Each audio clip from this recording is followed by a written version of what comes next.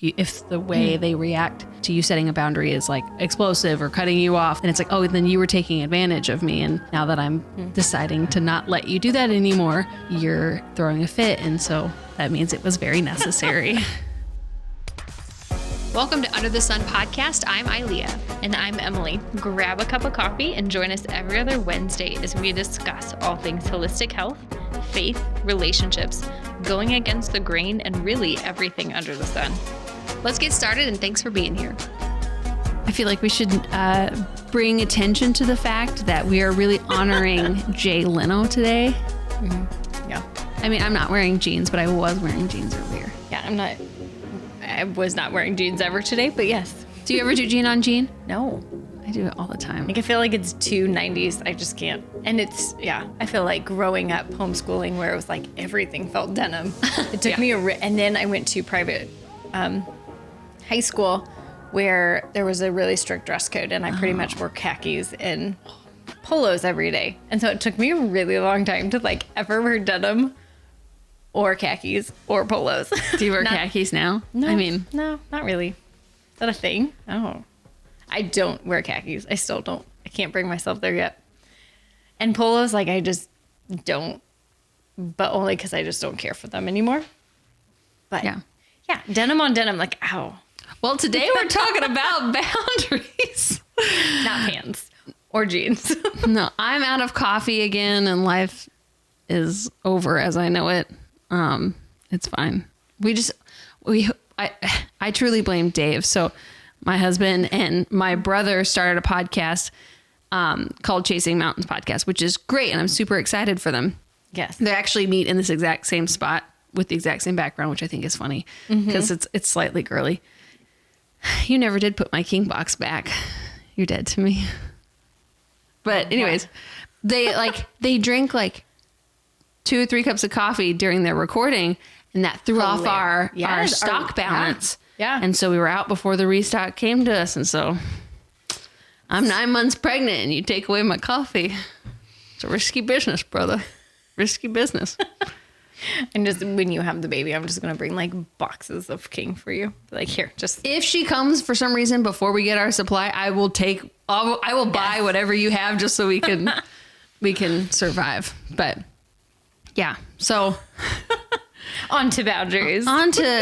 Which I'm excited about. I don't know how you feel about the topic of boundaries, but I was raised in a very strict religion where I feel like if you set up a boundary, it was ungodly and it was selfish, and you weren't being, loving sacrificially. But that's actually not like Bible based. And so growing up and being able to like be like, oh yeah, like it's actually okay to be like, no, I can't either serve here or help in this way that, whatever. But yeah, I don't know what you're. Yeah. So I mean, without jumping too far, like into the conversation, I would say that whether I was taught, or I'm pretty sure my mom and I like recently had a conversation of her being like, you would just bear the brunt of people's burdens that were not yours. Like, even when I was little, like I would just like take them and be like, I have to fix this. And she'd be like, you don't, like, no one asked that. So I know some of that was just my own, I don't know where I got that from.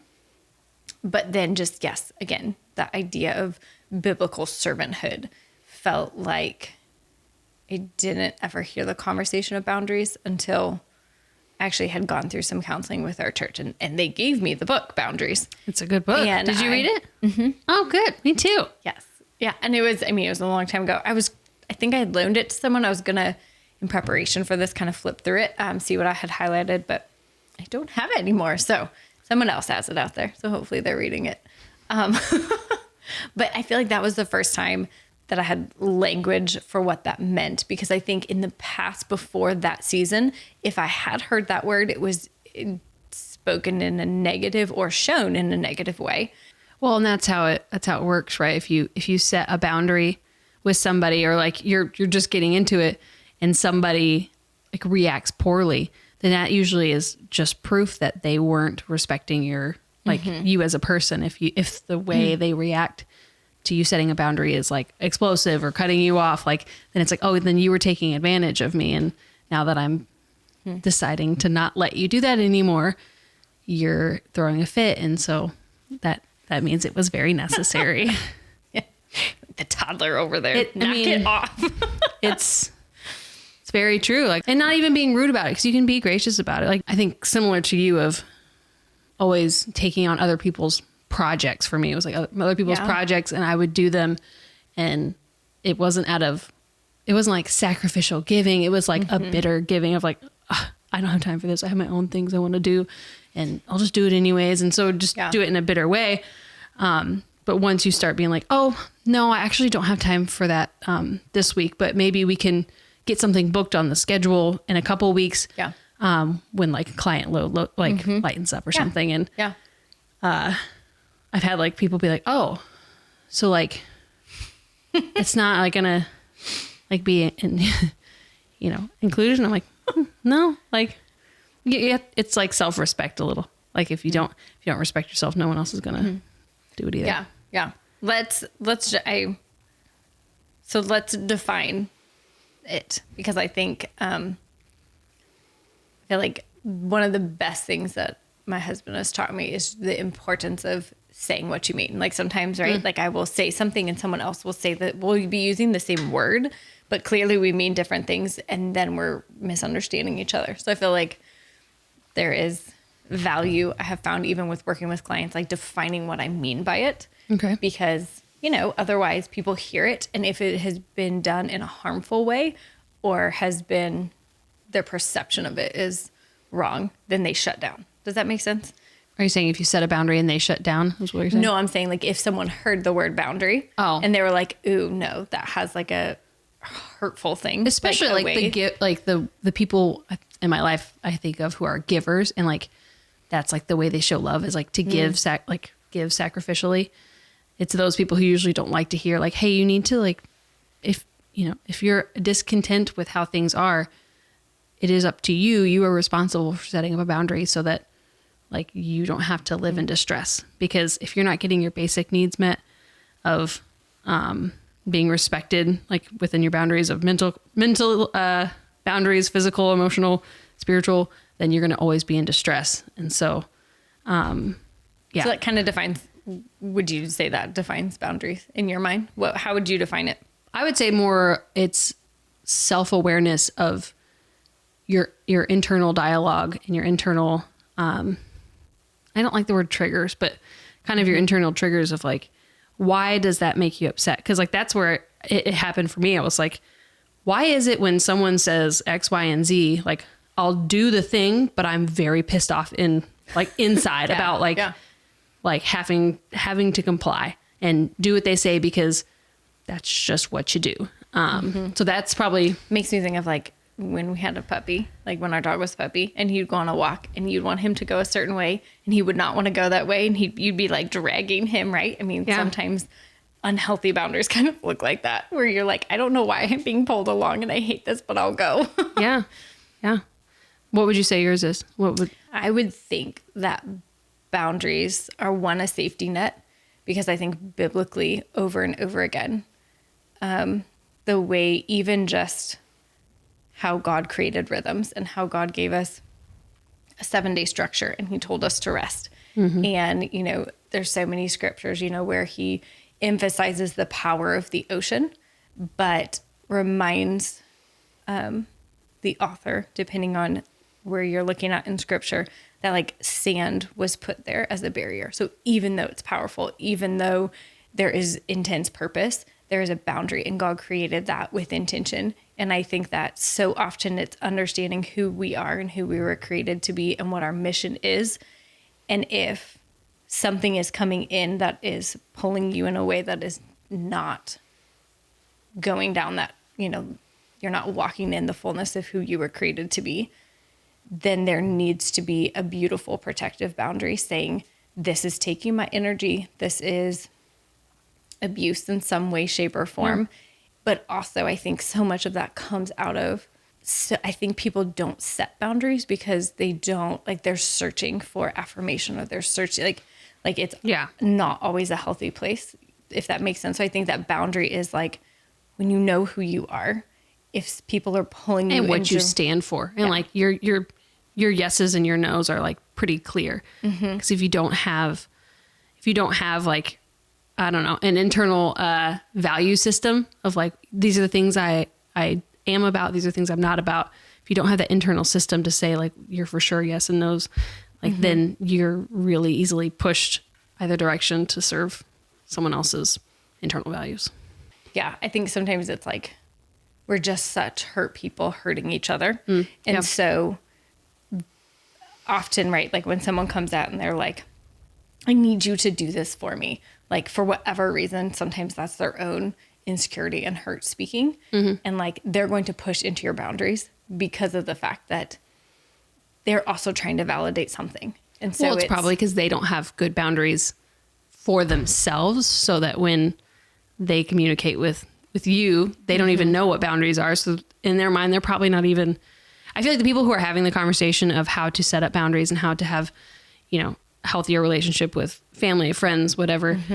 The people who are having the conversation about boundaries are usually, it's forced because someone in their life doesn't have good boundaries. And most of the time they're not even aware that they're the ones that are causing this. It's like the people who are in therapy are only, that's the saying is like, the people who get therapy are only in therapy because the people in their lives should be in therapy.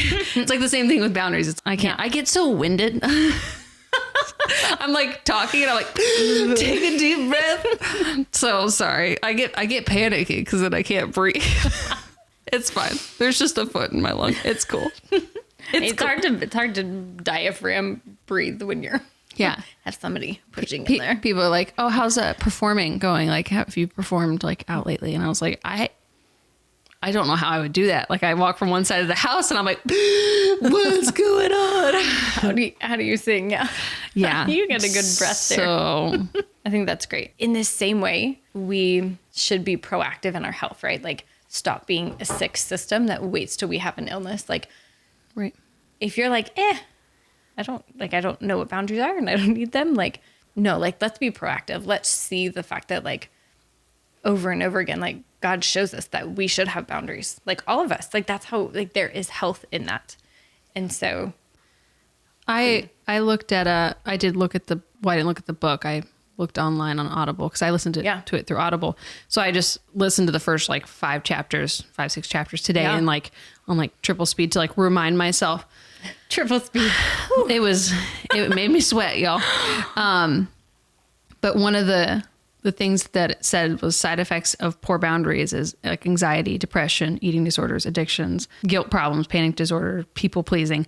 Things people come to you for like high anxiety. It's like, okay, well, yes, it could totally have something to do with your nutrition. Probably does, most likely. But also it could be like your emotional intelligence is being sacrificed for everybody else. Like because they've let their boundaries just get so out of alignment. Yeah. And I would say like, as we've talked about prenatal health and all this stuff, right? One of the things I see in moms is we struggle letting our kids have boundaries. And I think in our home, right? Like, what do you mean?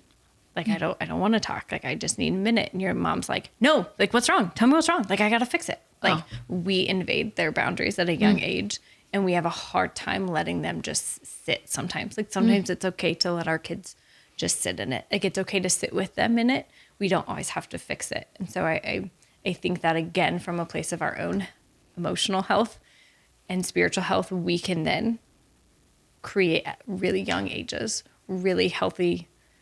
Really, it's a habit then of like how to self-evaluate. Like if your kid's in distress and you're like, let me fix it.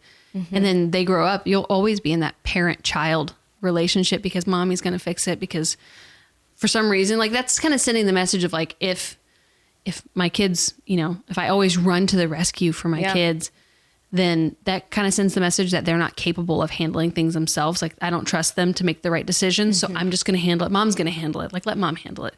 And so then, then they start out with a poor boundary system. I think sometimes it's our own self-preservation. Oh yeah. In that. I mean, because you're like, I don't want you to hurt. This hurts too much to watch you hurt. So I can't do it. I know. And I think there's grace in it, but like, you know, sometimes it's okay to just let them fail. But then again, I haven't even started yet. So, but yes. And it can be, I mean, it's especially when they're sitting there and it's like, Mom, make this stop. And you're like, yeah, sometimes there is growth in that. So I think having boundaries applies to other people, even in our homes, right? Like having those boundaries in our homes to go on to kind of the next point of conversation is like, how has understanding boundaries just made you live differently? And I remember the first time I read the book Boundaries, and again, whether it was inferred or spoken, or I just like took it on, right? Of like, no, like I have to serve people. I was always told I was a people pleaser. And, you know, this idea of like,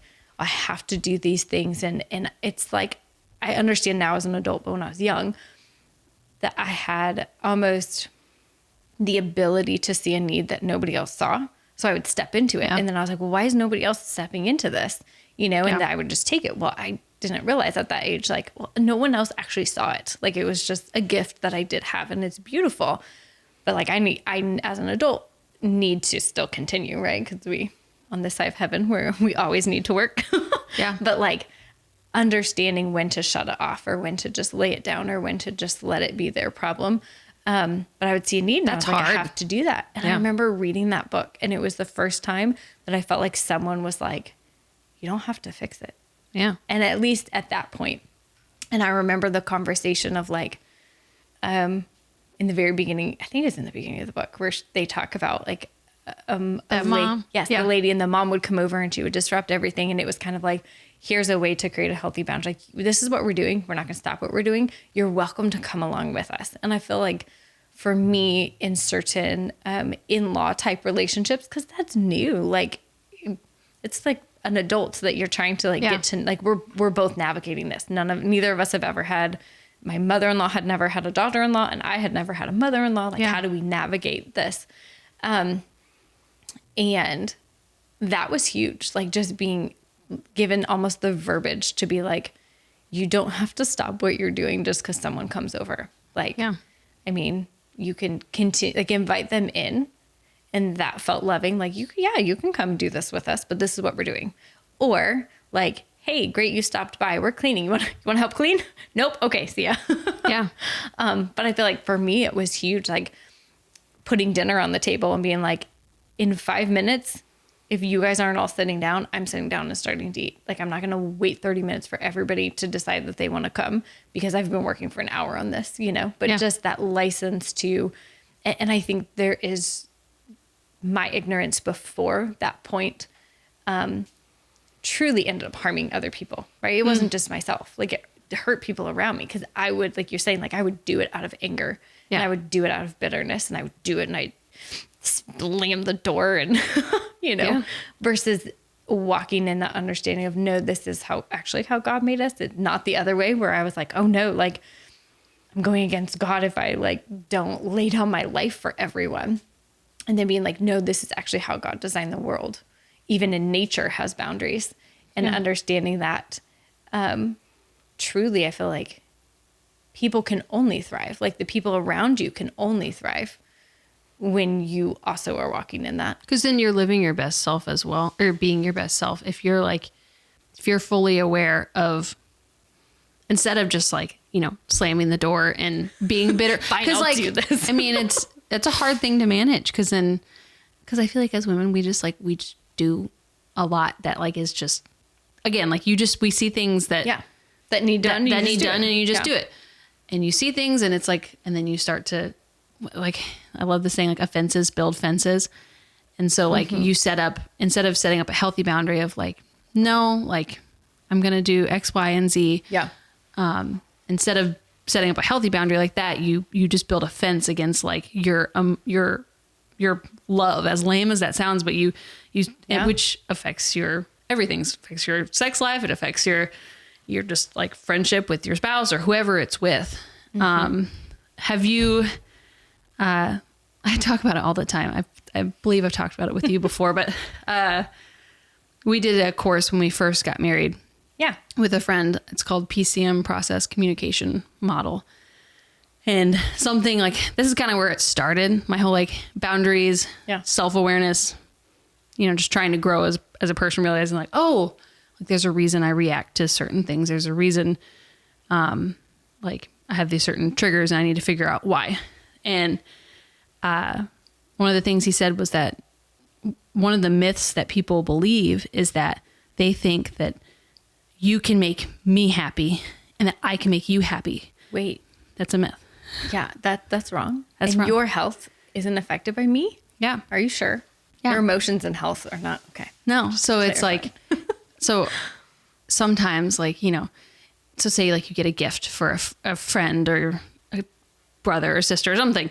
You get a gift for somebody and you build up in your mind that like, this is going to make them so happy. Like this is going to be so great. And then you give it to them and then they're like, oh, this is great. Thanks.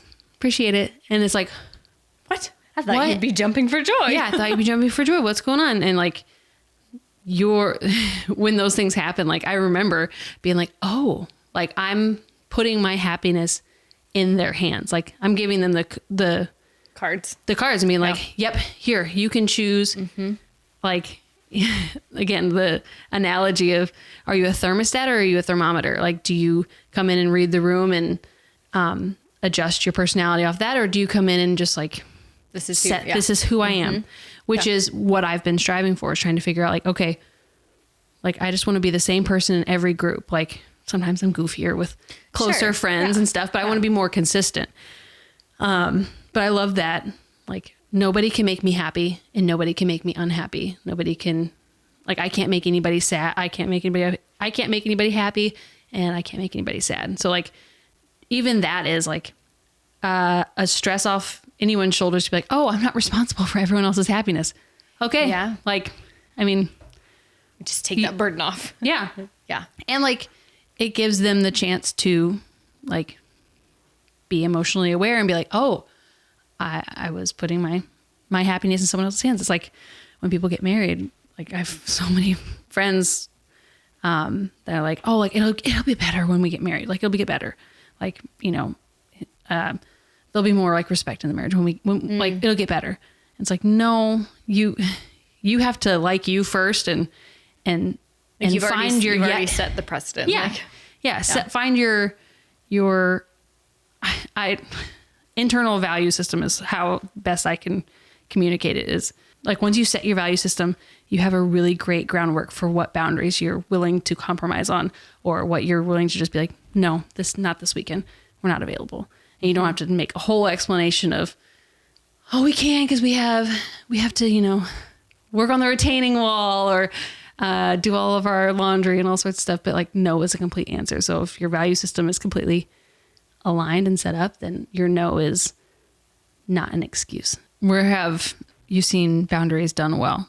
I would say the people I see who do it well, I feel like for the most part, there's a confidence in them that like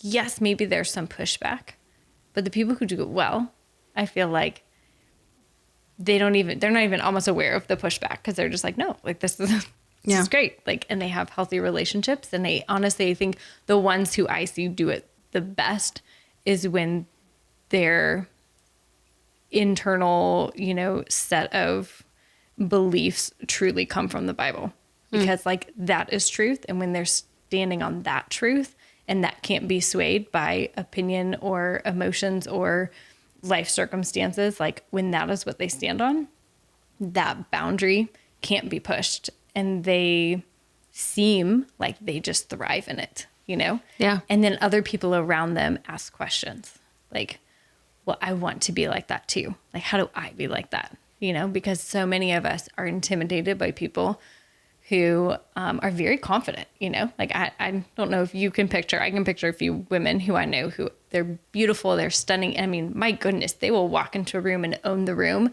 and they have such beautiful confidence, but it's not coming from pride or arrogance, you know? They're just like, I know exactly who I am. And I am like, I don't need you to tell me who I am. Like, I know who God says I am. I know when I can say yes, and I know when I can say no. And that really freaks a lot of people out. And they're like, that girl's so mean. I'm like, what did she do to you? She did nothing, but she had confidence. Wouldn't that be insecurity though, from the person saying like, that girl's so rude. It's like, actually, are you just intimidated by Her confidence, like the fact that she's just like walking in that the she's room. just secure with, Yeah. yeah. Yeah. So I would say that. I would say the people I see truly do it out of a biblical love. And it is, they don't hurt people in the process, you know? Yeah. So how about you? I'd say there's been like a few people through my life, but really reading the book Boundaries was like I listened to the audiobook in like 2 days. Like it was like 15 hours. Like I just was listening to it the whole time because it was like When did you groundbreaking listen to me. Like how long ago? Outside I mean, of it was the out time of, you yeah. listened to it on 3X today. Yeah. Well, I need that reminder just because it's been a minute. I do want the hard copy because I feel like I do really well when I like get to highlight and like look at it, Yes. like tangibly. But when I first read that, it was like glass shattering because I was like, oh, like even in just like close family or even at work, like I have I had boundary problems with work because Sure. like my internal value system was like, oh, if I don't work hard, I'm not of value. If I'm not killing myself for a project that isn't super consequential, then I'm not of value. Like it does like there's no point. Like I need to earn it more than everybody else. So Would that change? This is just me being curious. Yeah. Would that change at all if it was like a commission based versus if it was salary based?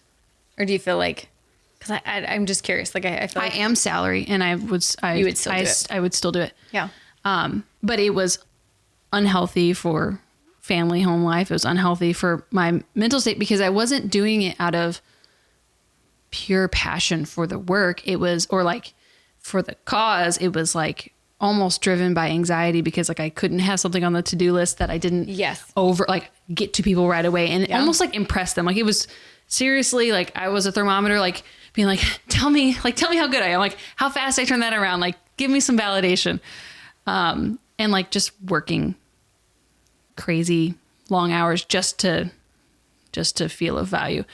For me, it was like, oh Yeah. Because it didn't change. nothing changed. Really people weren't that impressed. Like after a little while, like, I mean, you do the work and like, oh great. But then that becomes the standard. Yeah. And that's where I shot myself in the foot of like, for me, it was a work problem. It was like, okay, I'm going to kill myself to get these 10 projects done. And then everyone was like, oh, that's so great. That was a great turnaround. The next one was like, kill myself to get the next 10 projects done. And like, oh, that's good. Looks good. And then the external validation kind of just lost its appeal. And I was like, why am I really doing this? Like, where did I learn that? Like, where did I learn that my value is based out of the actions and the work that I do? I feel like taking that course and reading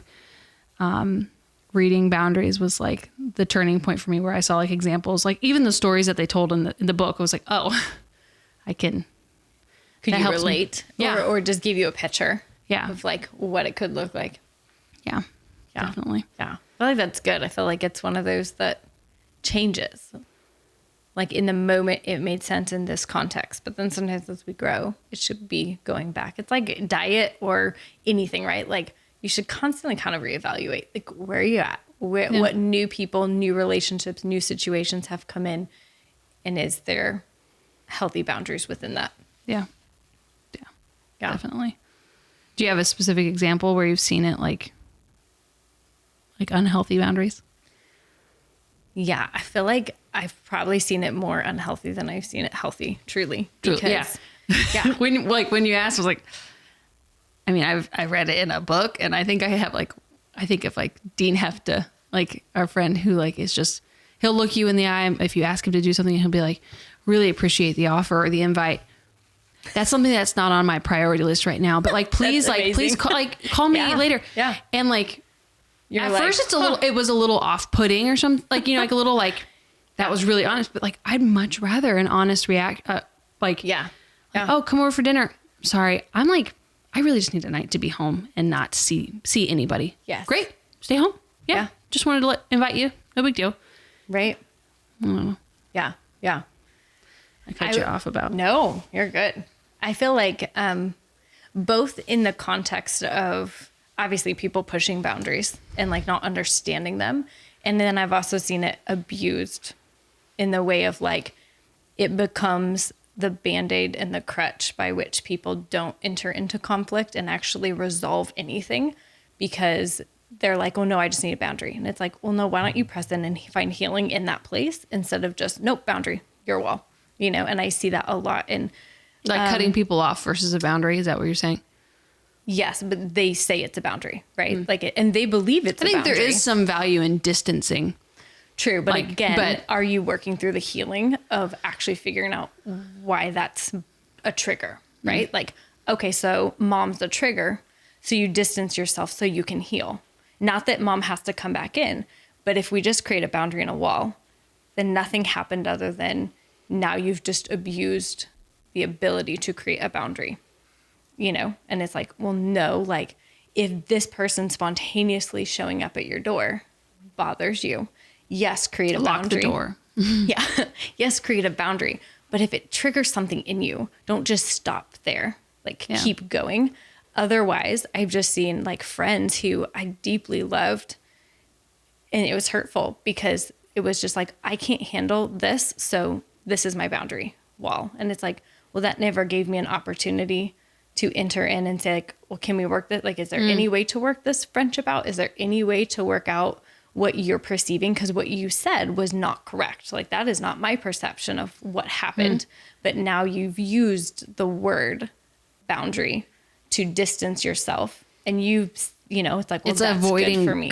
conflict or conversation is Right. kind of, Yeah. And so it's I the think- lazy way out. Truly. Yeah. It is. It's like you should. But I think that, you know, people are like, well, no, that's my, like, that's my boundary. Like you're invading on my, you worded it really well earlier and I'm drawing a blank on it, but it's kind of like you're coming in this space that I'm uncomfortable with. And so I'm using that now to push you away and not actually deal with anything, or not even if it's Or me. being self-aware of like, why does that bother me when they say, Yeah. And so again, I just think that it can be beautiful when it's done correctly, but then there can be harm when you really believe that that's what you're doing, is creating a boundary, when the reality is you're just putting a Band-Aid on it and you're not actually healing anything. You're just putting up a wall and like walking away from a situation, you know? And again, that doesn't mean you should enter into that situation again, but you should recognize the trigger and keep moving forward in the healing versus just, this is what I'm doing now. My heart is hard. Because what did we say? We said not having healthy boundaries is often done out of, you know, it can create resentment and bitterness, but putting up a wall and calling it a boundary also creates resentment and bitterness and doesn't actually bring healing. So I think good, healthy boundaries. Can we just we're going to use it's a real example, but we're not using real people's names just for the word protection. I don't know. Boundary. for a boundary? Someone's going to make like a yes. drinking game out of how many times we say boundaries during this episode. But just like a relationship that was extremely strained, extremely ugly. And there was distance and I needed to, and there was like this is where you can enter in, this is where you can't, or maybe you can't at all right now because you coming into my space is not okay. You know, you coming in and telling me what to do, or you coming in, right? And then you kind of created that boundary, and then they keep crossing it and they keep crossing it. And what I found was when I was like, boundary, because I read the book, I went through counseling with church, it was helpful, but then for several years it was just a wall, right? Of just like, you keep pushing in, so I'm done. And then it was like one day God was like, but do you know, like, you didn't heal within this, like, you've created a wall. Yes, you need that separation, but now let's heal. And when we healed, now there's a different, I can't fully express outside of this person now can come in and show up and come into my life. And I'm very confident with where that boundary is. But now it's out of a place of love on my end for them also. Because I'm like, this is a mutual. Like, I love you. I have healed. I am not triggered by this anymore. But it's amazing how often they don't push into that boundary anymore. They just leave. Because, does that make sense? I don't know if I explained that well, of just like the progression of, I think, where it can be helpful. Yeah. And how it actually ends up just changing people in the long run. Yeah. I do think there's value in stepping away for a season and figuring out why certain things happen. But we're also, as much as difficult as it can be, we are called to like love everyone and forgive 70 times 7, which is so many times. But we're called, like, that's what we're called to do. And Yeah. it's one thing I think the pandemic was fantastic because the one thing about it that was fantastic, one of very few, that like you had an excuse to be like, no, we can't hang out. No, like we just can't. Like that was like a good start to learn how to be like, no, or we can't do that. Like, or that's not a priority for us right now. Like it was a great built-in mandatory boundary for that season.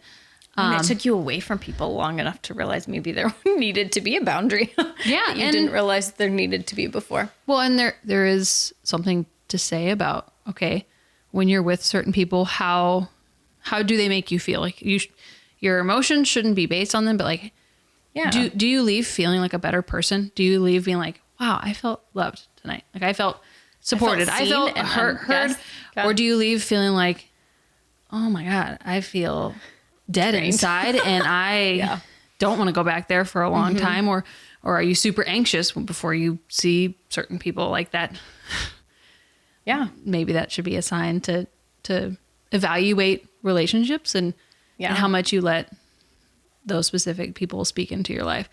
Because that's, for sure. That would be a tip if we were giving tips, like, okay, how does this person make you feel? And if it's not good, or if they push back aggressively against certain barriers you put up, maybe there isn't the mutual respect that there should be. So work on you and distance yourself for a little while, and then absolutely, and maybe distance yourself forever. I mean, but if they're family, yes, good luck. Yes, but because I think if you can find healing in that, then you can come back in love, and you're not like your values, like your personal value of what you think of yourself isn't determined on what someone's comment about your life. Yeah. It's that there's not that weight. They don't carry that weight anymore because you let them, like, I don't know the analogy, but like if I knew sports, I feel like I would have some kind of like football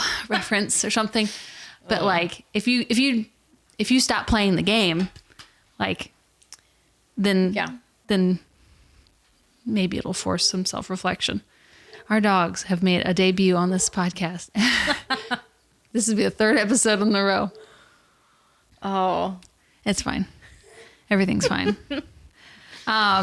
Obviously resources around the topic. I mean, Boundaries was a great book, and there's different versions of it. So if you're struggling specifically with boundaries with your kids or you're a kid of teen one, isn't there? There's teen, kid, for marriage. I think there's a specific one for in-laws.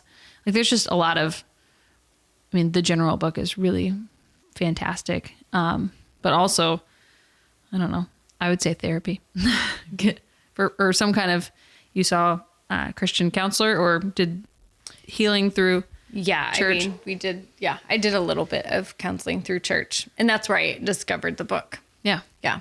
Sorry. I keep kicking this table. Why are you so angry?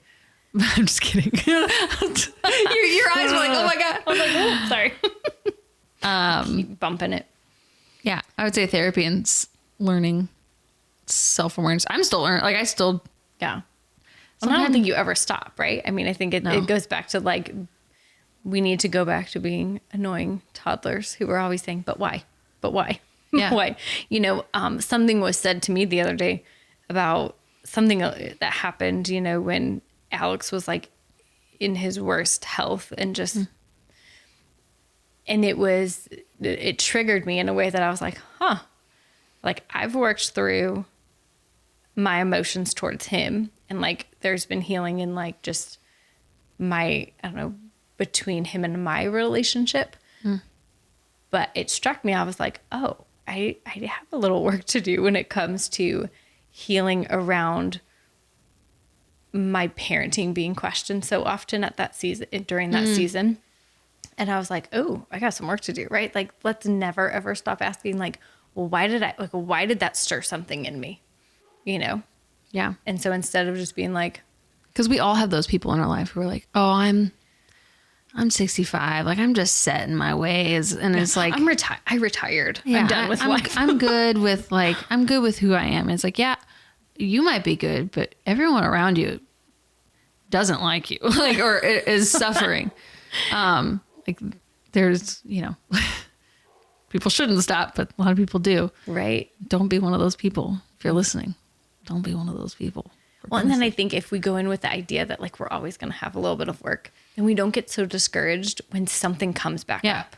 Because then we're like, we haven't done nothing. We're not like, I never healed. Like, why can't I get over this? Instead of being like, no, that's okay. Just keep asking. Yeah. Where do I need to keep digging in? There's also a lot of like freedom in like when you, I don't know if you found this, but like when you have done like even just a little bit of work and you encounter someone who is triggering and then you leave and you don't feel as bad as the last time. And then every time, then you kind of like look forward to like, okay, then the next time I leave, like it'll be that much easier because you just, it's a way by which we measure whether we've actually healed or whether we've just hidden behind a wall. Yeah.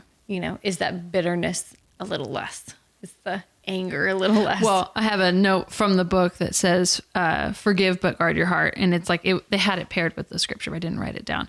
But it's like, you can forgive the people who, because most of the time, if people are boundary pushers, they don't love when you set one. Usually they're the ones who make the biggest stink or they don't even realize, like, they don't even realize what they're doing, that they like manipulate in other ways. Right. Because they feel hurt. Like, I think so often those people are like, you created a boundary and you said no. Like, I'm really hurt, And I think that there's been people in my life, and I probably, you assume most of us could say this, right? Where like, they almost were so offended and hurt that you created a healthy boundary and you just like, you stepped into confidence of who God made you to be. And all of a sudden you're like, I don't need your approval anymore. I don't need to serve you in this way. There's so much power in that, like not power, but like there's so much reassurance with if you know who you are and you're like, man, who I am doesn't wax and wane with the person I'm talking to. Yeah. Like, well, and then I think it just, if you're coming from a healthy place, not that you would pity or feel like, oh, you poor thing, but like, or you must have gone through a lot. Like, right. There's a reason you're still screwed up. Yes. Like, I feel like my heart towards them even changes of just like, we still need this. Like, I still need to be cautious and not enter in and take over your stuff. But I'm actually really sad. Like, I'm sad for you, and I'm going to be very intentional about praying for you because you have also received some form of validation from my servanthood towards you, or there's some form of enabling or something, right? Where it's like all of a sudden now there's an exposure on their end, and that exposure feels uncomfortable. And then they're like, wait, you just ripped off my Band-Aid? Like, I didn't, if that makes sense, where it's like, most of the time it's people's generational trauma that they don't even realize that they're like repeating history again. But yeah, I love it. Any parting thoughts?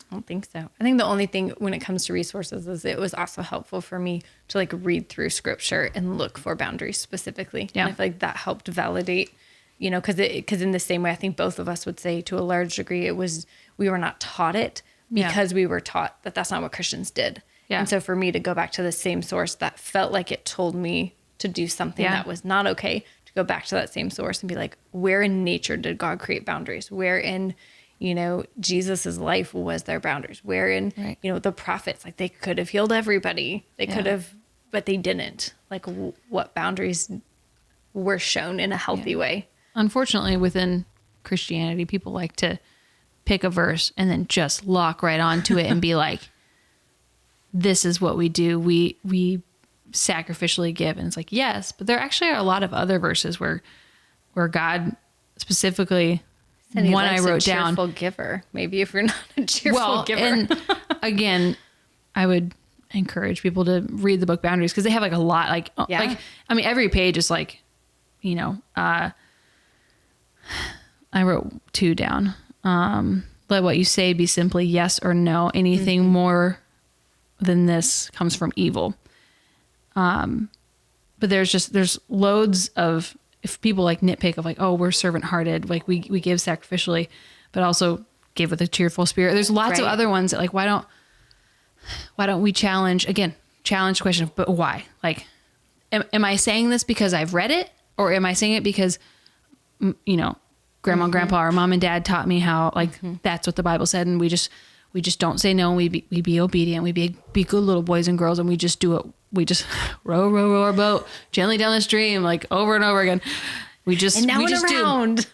And that's why, like, when, you know, kids grow up, then they have anxiety, depression, lots of side effects of poor boundaries. Right. Bombarded with poor diets. Yes. Come on, guys. Yes. This is where, just, you know, plug in that, like, this is where holistic healing shines. Like, it's not functional, right? Like, it's holistic. Like, sometimes your kid just needs to get off TikTok. Like, that's where their anxiety is stemming from. Yeah. You know, like, it's not just their diet. It's not just. Yeah. Even me as a grown, like, I'm 29. Yes. As a 29-year-old woman, like, sometimes I'm like, I have to shut it. Like, I have to physically delete apps off my phone and be like, I'm off this until I feel like, and then I usually go into, okay, I'm going to finish these Bible plans through Bible.com and, or Bible, whatever the Bible app. And then after I'm done, then maybe I'll revisit it. And usually like, that's like a cycle of like, learning to set boundaries with even this stupid phone. Yeah. Yes. Yes. And ourselves. Sometimes I need to tell myself, no, you're done. Any other resources that you found? No. Get with a mentor. Get like a friend who's like. Love you said that. I was just gonna say. What's the quote that like, if you're the smartest person in the room, go find somebody smarter. Like get a new group or something. There's a whole bunch of different sayings like that. But find somebody who you think does it well and walks it out in love, and then go spend time with them. Yeah, and someone you trust that you can be like, hey, are there like tips you can give me that you know they'll be honest, but not in a passive aggressive way, or like, you know, a catty way.